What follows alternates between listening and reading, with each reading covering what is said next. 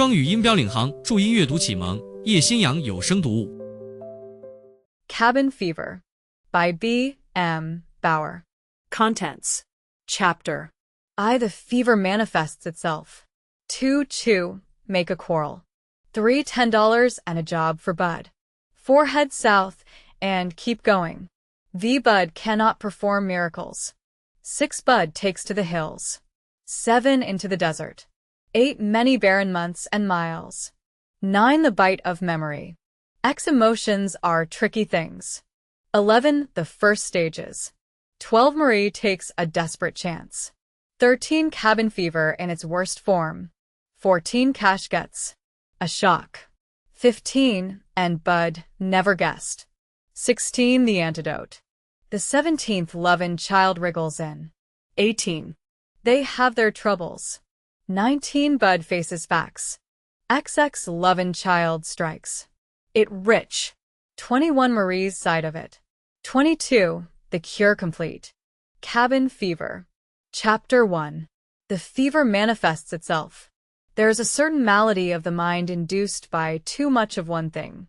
Just as the body fed too long upon meat becomes a prey to that horrid disease called scurvy, so the mind fed too long upon monotony succumbs to the insidious mental ailment which the West calls cabin fever.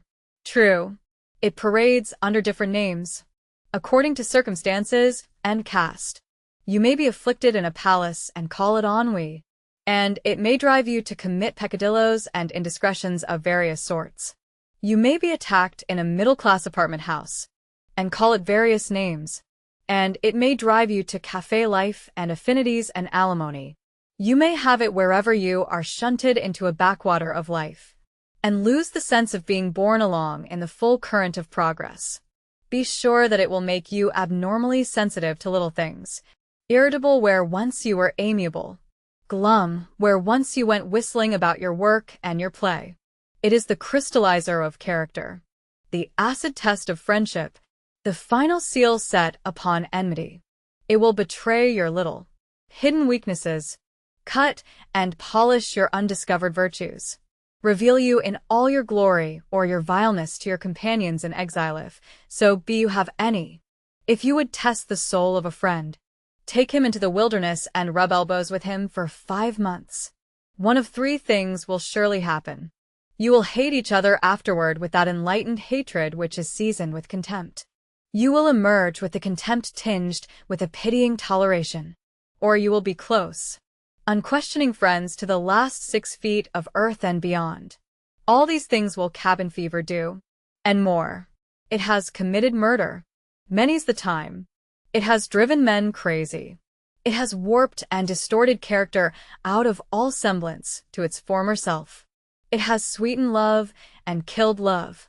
There is an antidote, but I am going to let you find the antidote somewhere in the story. Bud Moore, ex-cowpuncher and now owner of an auto stage that did not run in the winter, was touched with cabin fever and did not know what ailed him. His stage line ran from San Jose up through Los Gatos and over the Bear Creek Road across the summit of the Santa Cruz Mountains and down to the state park, which is locally called Big Basin. For something over 50 miles of wonderful scenic travel, he charged $6. And usually his big car was loaded to the running boards. Bud was a good driver, and he had a friendly pair of eyes dark blue and with a humorous little twinkle deep down in them somewhere and a human little smiley quirk at the corners of his lips. He did not know it, but these things helped to fill his car. Until gasoline married into the Skylark family, Bud did well enough to keep him contented out of a stock saddle. You may not know it, but it is harder for an old cowpuncher to find content, now that the free range is gone into history, than it is for a labor agitator to be happy in a municipal boarding house. Bud did well enough, which was very well indeed. Before the second season closed with the first fall rains, he had paid for his big car and got the insurance policy transferred to his name. He walked up First Street with his hat pushed back and a cigarette dangling from the quirkiest corner of his mouth, and his hands in his pockets. The glow of prosperity warmed his manner toward the world. He had a little money in the bank. He had his big car. He had the goodwill of a smiling world. He could not walk half a block in any one of 3 or 4 towns, but he was hailed with a "Hello, Bud," in a welcoming tone. More people knew him than Bud remembered well enough to call by name, which is the final proof of popularity the world over.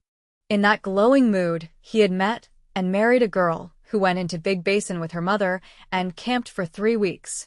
The girl had taken frequent trips to Boulder Creek, and twice had gone on to San Jose, and she had made it a point to ride with the driver because she was crazy about cars. So she said. Marie had all the effect of being a pretty girl. She habitually wore white middies with blue collar and tie, which went well with her clear, pink skin and her hair that just escaped being red. She knew how to tilt her beach hat at the most provocative angle, and she knew just when to let Bud catch a slow, sidelong glance of the kind that is supposed to set a man's heart to syncopatic behavior. She did not do it too often. She did not powder too much. And she had the latest slang at her pink tongue's tip and was yet moderate in her use of it. Bud did not notice Marie much on the first trip. She was demure, and Bud had a girl in San Jose who had brought him to that interesting stage of dalliance where he wondered if he dared kiss her good night the next time he called. He was preoccupiedly reviewing the she said and trying to make up his mind whether he should kiss her and take a chance on her displeasure, or whether he had better wait. To him, Marie appeared hazily as another camper who helped fill the car in his pocket and was not at all hard to look at. It was not until the 3rd trip that Bud thought her beautiful and was secretly glad that he had not kissed that San Jose girl. You know how these romances develop. Every summer is saturated with them the world over. But Bud happened to be a simple-souled fellow, and there was something about Marie he didn't know what it was. Men never do know, until it is all over. He only knew that the drive through the shady stretches of woodland grew suddenly to seem like little journeys into paradise. Sentiment lurked behind every great, mossy tree bole. New beauties unfolded in the winding drive up over the mountain crests. Bud was terribly in love with the world in those days. There were the evenings he spent in the basin, sitting beside Marie in the huge campfire circle, made wonderful by the shadowy giants, the redwoods, talking foolishness in undertones while the crowd sang snatches of songs which no one knew from beginning to end, and that went very lumpy in the verses and very much out of harmony in the choruses. Sometimes they would stroll down toward that sweeter music the creek made, and stand beside one of the enormous trees and watch the glow of the fire, and the silhouettes of the people gathered around it. In a week they were surreptitiously holding hands. In 2 weeks they could scarcely endure the partings when Bud must start back to San Jose, and were taxing their ingenuity to invent new reasons why Marie must go along. In 3 weeks they were married, and Marie's mother, a shrewish widow, was trying to decide whether she should wash her hands of Marie, or whether it might be well to accept the situation and hope that Bud would prove himself a rising young man. But that was a year in the past. Bud had cabin fever now, and did not know what ailed him, though cause might have been summed up in 2 meaty phrases: too much idleness, and too much mother-in-law. Also, not enough comfort, and not enough love. In the kitchen of the little green cottage on North 6th Street where Bud had built the home nest with much nearly mission furniture and a piano, Bud was frying his own hotcakes for his 10 o'clock breakfast, and was scowling over the task. He did not mind the hour so much, but he did mortally hate to cook his own breakfast or any other meal, for that matter. In the next room a rocking chair was rocking with a rhythmic squeak, and a baby was squalling with that sustained volume of sound which never fails to fill the adult listener with amazement.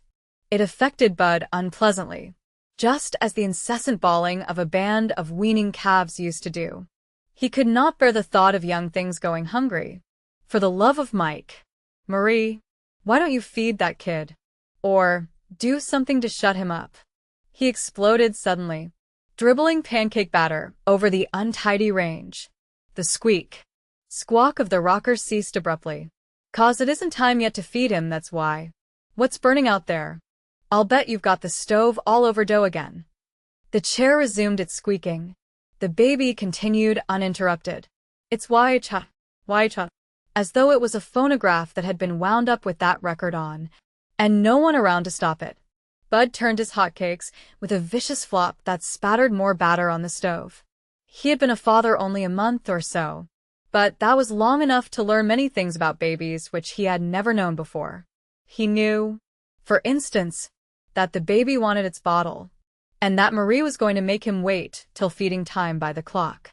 By heck, I wonder what would happen if that darn clock was to stop, he exclaimed savagely, when his nerves would bear no more. You'd let the kid starve to death before you'd let your own brains tell you what to do. Husky youngster like that feeding, in 4 ounces every 4 days or some simperol like that. He lifted the cakes onto a plate that held 2 messy-looking fried eggs whose yolks had broken, set the plate on the cluttered table and slid petulantly into a chair and began to eat. The squeaking chair and the crying baby continued to torment him. Furthermore, the cakes were doughy in the middle. For gosh sake, Marie, give that kid his bottle. Bud exploded again. Use the brains God gave you such as they are. By heck, I'll stick that darn book in the stove. Ain't you got any feelings at all? Why? I wouldn't let a dog go hungry like that. Don't you reckon the kid knows when he's hungry? Why? Good Lord. I'll take and feed him myself. If you don't, I'll burn that book, so help me. Yes. You will not.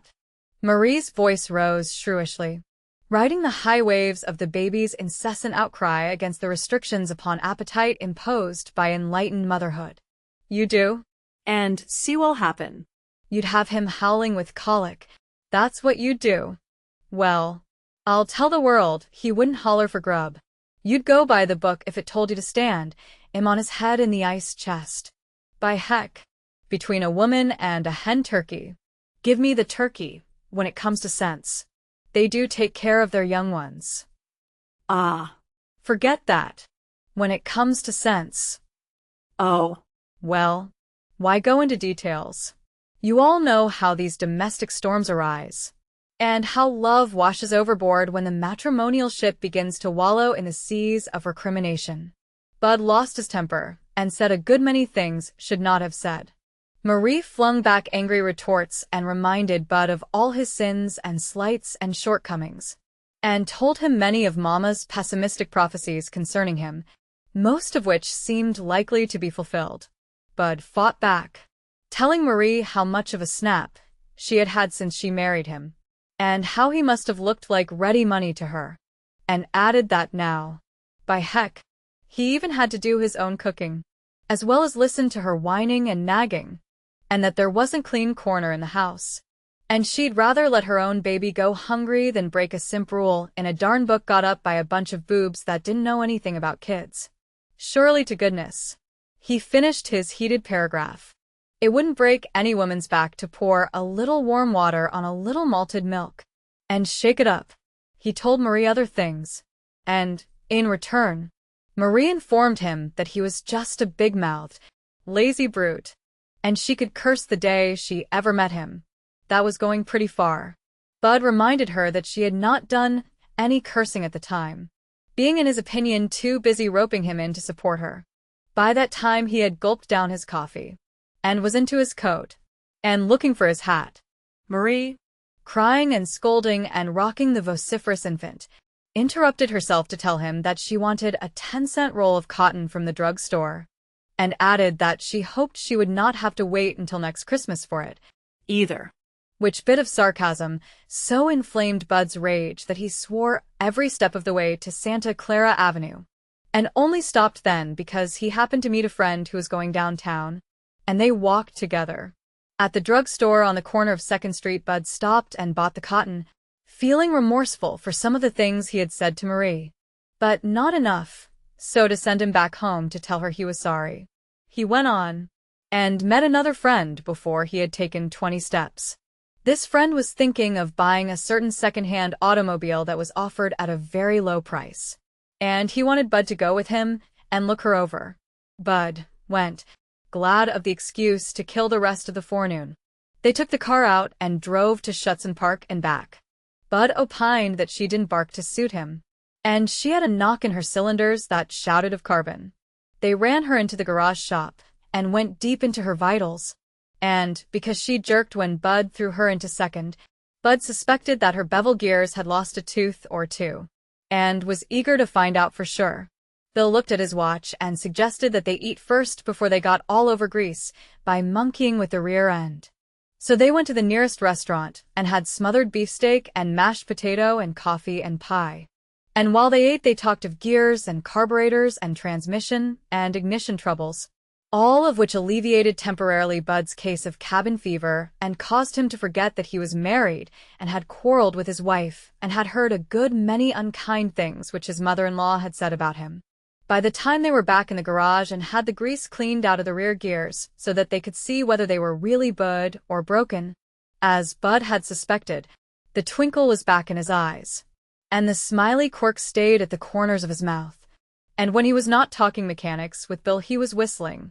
He found much lost motion and 4 broken teeth, and he was greased to his eyebrows. In other words, he was happy. When he and Bill finally shed their borrowed overalls and caps, the garage lights were on, and the lot behind the shop was dusky. Bud sat down on the running board and began to figure what the actual cost of the bargain would be when Bill had put it into good mechanical condition. New bearings, new bevel gear, new brake, lining, rebaired cylinders. They totaled a sum that made Bill gasp. By the time Bud had proved each item an absolute necessity, and had reached the final ejaculation, "Ah, forget it, Bill," and "buy you a Ford," it was so late that he knew Marie must have given up looking for him home to supper. She would have taken it for granted that he had eaten downtown. So, not to disappoint her, Bud did eat downtown. Then Bill wanted him to go to a movie. And after a praiseworthy hesitation, Bud yielded to temptation and went. No use going home now. Just when Marie would be rocking the kid to sleep and wouldn't let him speak above a whisper. He told his conscience. Might as well wait till they settled down for the night. Chapter 2. To make a quarrel. At 9 o'clock Bud went home. He was feeling very well satisfied with himself for some reason, which he did not try to analyze, but which was undoubtedly his sense of having saved Bill from throwing away $600 on a bum car, and the weight in his coat pocket of a box of chocolates that he had bought for Marie. Poor girl. It was kinda tough on her. All right, being tied to the house now with the kid. Next spring, when he started his run to Big Basin again, he would get a little camp in there by the inn, and take her along with him when the travel wasn't too heavy. She could stay at either end of the run, just as she took a notion. Wouldn't hurt the kid a bit, he'd be bigger then, and the outdoors would make him grow like a pig. Thinking of these things, Bud walked briskly, whistling as he neared the little greenhouse, so that Marie would know who it was, and would not be afraid when he stepped up on the front porch. He stopped whistling rather abruptly when he reached the house, for it was dark. He tried the door and found it locked. The key was not in the letterbox where they always kept it for the convenience of the first one who returned, so Bud went around to the back and climbed through the pantry window. He fell over a chair, bumped into the table, and damned a few things. The electric light was hung in the center of the room by a cord that kept him groping and clutching in the dark before he finally touched the elusive bulb with his fingers and switched on the light. The table was set for a meal, but whether it was dinner or supper Bud could not determine. He went into the little sleeping room and turned on the light there, looked around the empty room, grunted, and tiptoed into the bedroom. In the last month he had learned to enter on his toes, lest he waken the baby. He might have saved himself the bother. For the baby was not there in its new go-kart. The go-kart was not there. Marie was not there. One after another these facts impressed themselves upon Bud's mind, even before he found the letter propped against the clock in the orthodox manner of announcing unexpected departures. Bud read the letter, crumpled it in his fist, and threw it toward the little heating stove. If that's the way you feel about it, I'll tell the world you can go, and be darned. He snorted, and tried to let that end the matter so far as he was concerned. But he could not shake off the sense of having been badly used. He did not stop to consider that while he was working off his anger, that day, Marie had been rocking back and forth, crying and magnifying the quarrel as she dwelt upon it, and putting a new and sinister meaning into Bud's ill-considered utterances. By the time Bud was thinking only of the bargain car's hidden faults, Marie had reached the white heat of resentment that demanded vigorous action. Marie was packing a suitcase and meditating upon the scorching letter she meant to write. Judging from the effect which the letter had upon Bud, it must have been a masterpiece of its kind. He threw the box of chocolates into the woodbox, crawled out of the window by which he had entered, and went downtown to a hotel.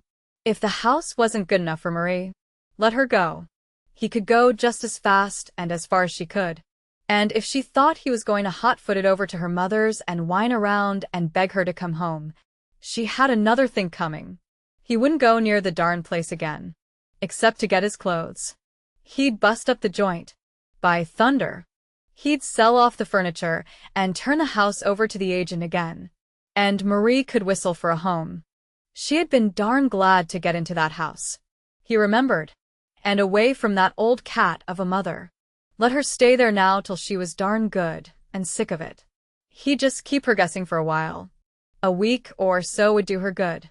Well, he wouldn't sell the furniture, he'd just move it into another house and give her a darn good scare. He'd get a better one that had a porcelain bathtub instead of a zinc one, and a better porch where the kid could be out in the sun. Yes, sir. He'd just do that little thing and lay low and see what Marie did about that. Keep her guessing, that was the play to make. Unfortunately for his domestic happiness, Bud failed to take into account two very important factors in the quarrel. The first and most important one was Marie's mother, who, having been a widow for 15 years, and therefore having acquired a habit of managing affairs that even remotely concerned her, assumed that Marie's affairs must be managed also. The other factor was Marie's craving to be coaxed back to smiles by the man who drove her to tears. Marie wanted Bud to come and say he was sorry, and had been a brute, and so forth. She wanted to hear him tell how empty the house had seemed when he returned and found her gone. She wanted him to be good and scared with that letter. She stayed awake until after midnight, listening for his anxious footsteps. After midnight, she stayed awake to cry over the inhuman way he was treating her, and to wish she was dead, and so forth. Also because the baby woke and wanted his bottle, and she was teaching him to sleep all night without it, and because the baby had a temper just like his father. His father's temper would have yielded a point or two the next day, had it been given the least encouragement. For instance, he might have gone over to see Marie before he moved the furniture out of the house. Had he not discovered an express wagon standing in front of the door when he went home about noon to see if Marie had come back? Before he had recovered to the point of profane speech, the express man appeared, coming out of the house, bent nearly double under the weight of Marie's trunk. Behind him in the doorway, Bud got a glimpse of Marie's mother. That settled it. Bud turned around and hurried to the nearest drayage company, and ordered a domestic wrecking crew to the scene.